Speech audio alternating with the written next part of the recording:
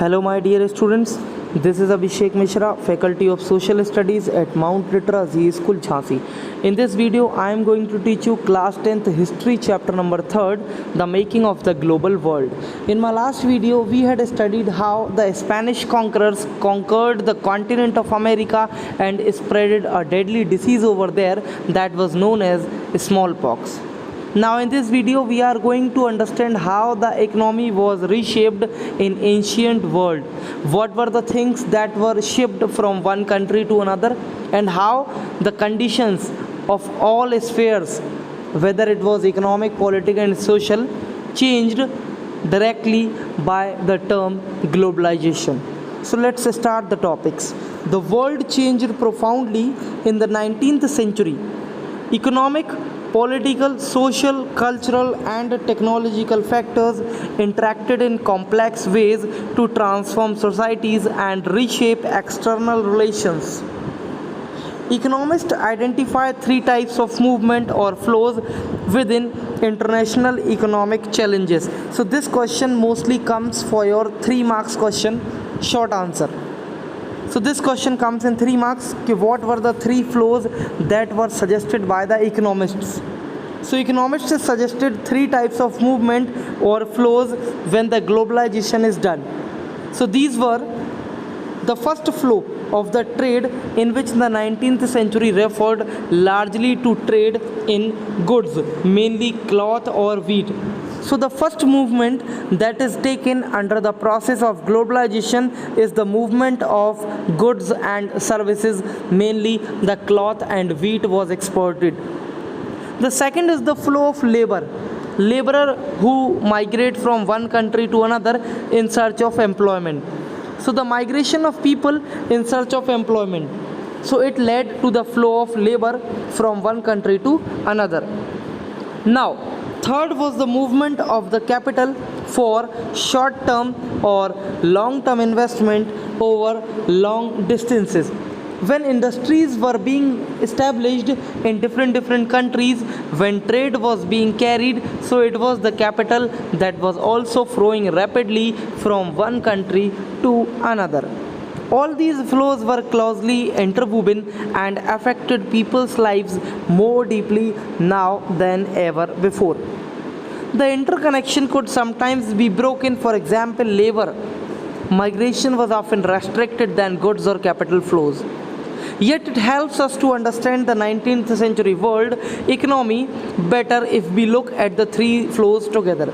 So all these 3 flows of goods and services, labor and capital were very closely interrelated. Sometimes there were hindrances in the migration of the labor because there were restrictions imposed by the rulers of different countries, and that's why the laborers were not in a condition to migrate from one country to another. Now we are coming to a different topic. A world economy takes shape. A good place to start is the changing pattern of food production and consumption in industrial Europe. Traditionally, countries liked to be self-sufficient in food, but in 19th century Britain, self-sufficiency in food meant lower living of standards and social conflict. Why was this so? Population growth from the late 18th century had increased the demand for food grains in Britain. As urban centers expanded and industry grew, the demand for agricultural products went up, pushing up food grain prices. Under pressure from the landed groups, the government also restricted the import of corn. Means initially the corn was imported to Britain from different countries at much cheaper rates. But as the population was growing in Britain and the farmers, those who were the inhabitants of Britain, were facing crisis in their economical order, as their crop, their corn was not purchased by the people of Britain because they were exporting corn from somewhere else. So they pressurized the government to restrict the import of corn. And the laws allowing the government to do this were commonly known as the corn laws.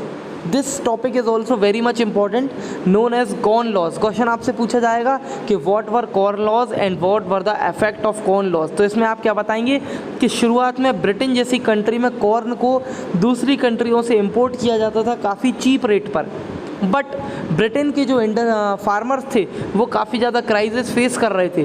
तो उन्होंने government के ऊपर pressure बनाया कि corn का जो import other country से हो रहा है इसको बंद करा दो, ताकि हम लोग अपना कॉर्न ब्रिटेन के लोगों को बेच सकें। गवर्नमेंट ने कॉर्न के रेस्ट्रिक्शन पर जो रोक लगाई और उसके लिए जो कानून बनाए, so these laws were commonly known as corn laws. But again a situation appeared unhappy with these high food prices. Industrialists and urban dwellers forced the abolition of the corn laws. So those who were living in cities, they were not in a condition to purchase corn because they were not having that much of high income. So again they pressurized the government to abolish the corn laws.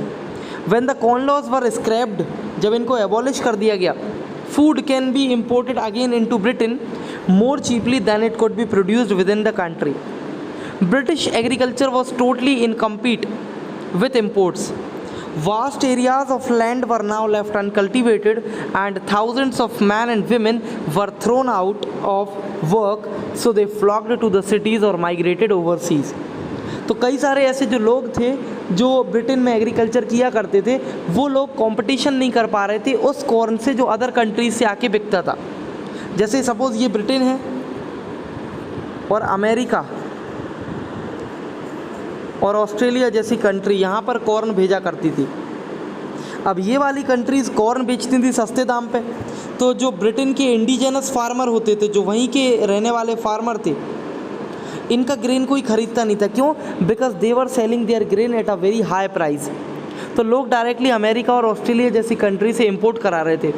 अब जब Britain में agricultural farmers के पास कोई काम नहीं था करने के लिए, so directly they either migrated from different cities और sometimes they migrated to overseas as well. So here this video is going to be end. Rest of the topics I will cover in my next video. Till then, thank you, goodbye, God bless you all.